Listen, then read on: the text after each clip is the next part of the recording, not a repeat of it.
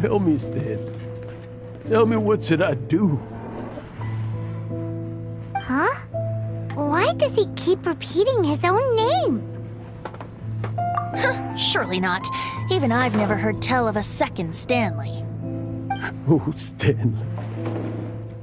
It should have been me. I should have been the one to die in the Melchivari that day. Why won't your spirit come and stop me from using your name? Why, Stanley? Why? If only you hadn't had to save a rookie like me, you would have never died in that windless corner of the world. You were a renowned adventurer. Does anyone get what's going on here? I think our friend really did make it to the Merjavari. And I think the tragedy he encountered there was real too.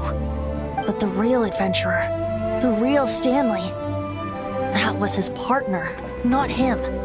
The real Stanley is the one who died to save our Stanley. Wait, so the only reason our Stanley is called Stanley in the first place is because he stole the other Stanley's name? I fear that may be the case. Stanley, for so many years I've lived in fear. Fear that Mondstadt will forget all about you. So I tell you adventure stories at every opportunity. Mondstadt must remember. Stanley reached the center of the Madrivari. He's the greatest adventurer there ever was, and he lives on. Stanley will never die, because I am Stanley. I am Stanley. I'm sorry, Stanley. Getting too old. Now. Are you guys planning on eavesdropping much longer? Yikes! We're busted! Go away. Save your questions. And just leave me in peace. But... Leave now. Don't make me tell you again. Honorary Knight, Venti, and Paimon. I'm so glad you guys are here. I've been looking for you everywhere. I wanted to thank you again for helping me find the sword and shield. My parents are finally supporting me. Oh, really? Yeah, really. They even said they're gonna pay for someone to fix up the Sword of Brilliant Valor and Shield of Magnificent Honor for me, so I can take them out on the road. That's wonderful! So, Jack, is this the part where you bid farewell to Mondstadt and set off on your intrepid trip traversing Tibet? No, not yet. I still don't have what it takes to go too far from home just yet. Besides, I'm sure Stanley still has a few stories left to tell. They're what inspired me to become an adventurer in the first place. Stanley, Oh, you're drunk again. We'll see you tomorrow then. After your hangover wears off. Maybe you can tell me some more of your stories? Stanley's really fond of that kid, don't you think? Jack. Jack left. Oh, I see. Well, thank you for not telling him about my secret. Huh? All of a sudden you're facing the facts? That isn't like you. Just now, I couldn't bear to look at him. His adventurous spirit is so pure, unblemished. Just a weary old feckless frog. But that kid is a brand new shining star, full of potential. I cannot allow his dreams to be crushed. You're not a total fraud. Stanley's adventure stories and experiences. They're all true, aren't they? Stories? Experiences? What's the point of them anymore? To be honest, my memories of adventuring and of Stanley, they're hazy these days. That's my biggest secret of all, and my biggest fear. All these years, I've been living to tell his story. But his personality and the details of his life, I don't remember them clearly anymore. But the one thing I can never forget is that he died in a windless land, where his spirit can never be recovered. Exactly. Even in his memory, the real Stanley isn't the living, breathing friend he knew at all. Instead, he's become fixed on the image of him as that battle-scarred warrior. And that image has held him captive his entire life. I'm too old. I never let go. But still, so much has slipped away. I'm completely and utterly worthless. No adventurer should have to go that way. No adventurer ever. Hans Archibald. My true name? How did you know?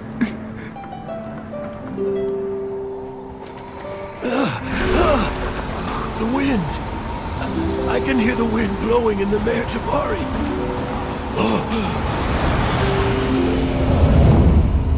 I always believed you existed. Will you hand me your old friend's spirit?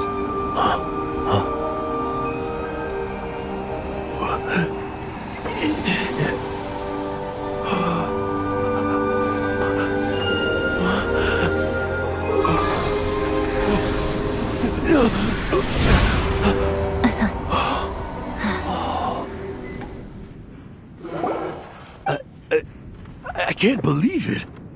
Thank you all. And thank you, Lord Barbados. I'm sorry. It's gonna take me some time to calm back down. But I think that I'm gonna be okay.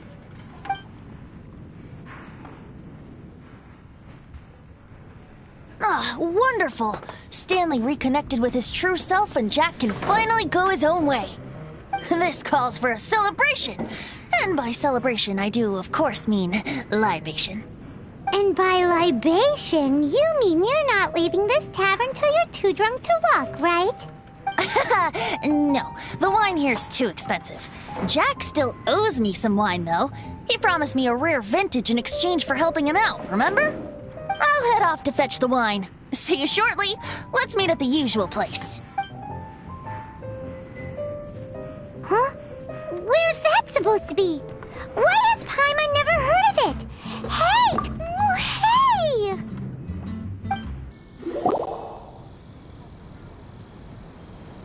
You made it. Finally. Just tell us where you meet next time, okay? We looked everywhere. So, did you at least manage to find your wine? Yep.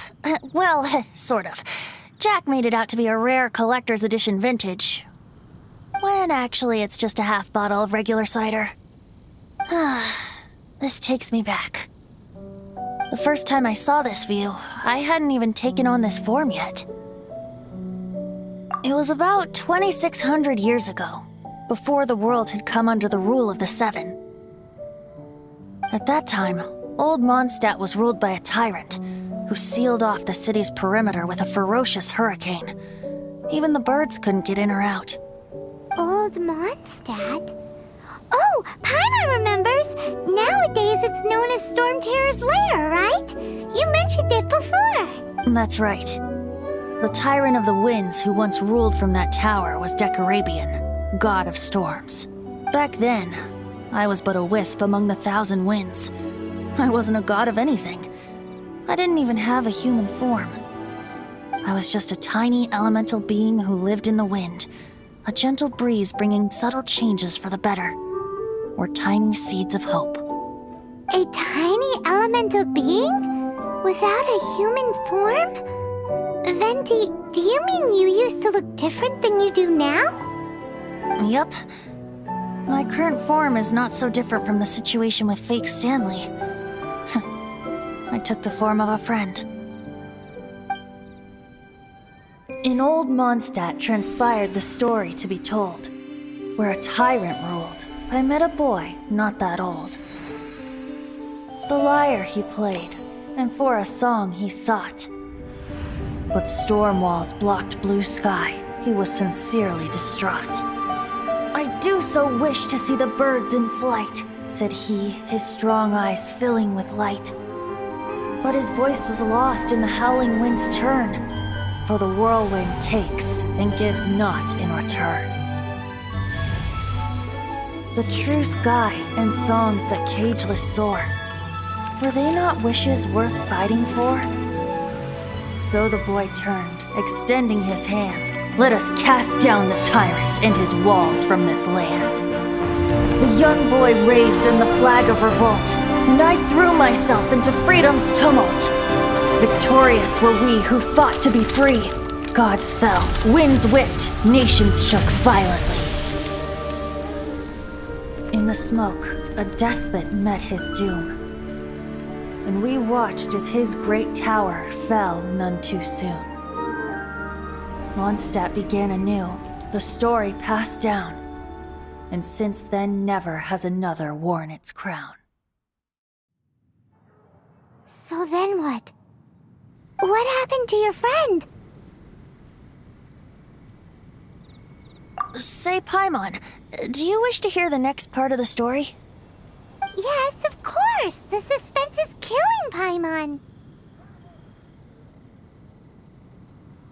Now's the time you suddenly get a craving for apples? Really? Getting a little peckish or something. Paimon's had it up to here with you! You know, you're so smart it almost makes me uncomfortable sometimes. But then, maybe it's right that true friends can tell what the other is thinking. A refreshing drink, a gentle breeze. Moments like this always take me back. Back to a song that I first heard from him.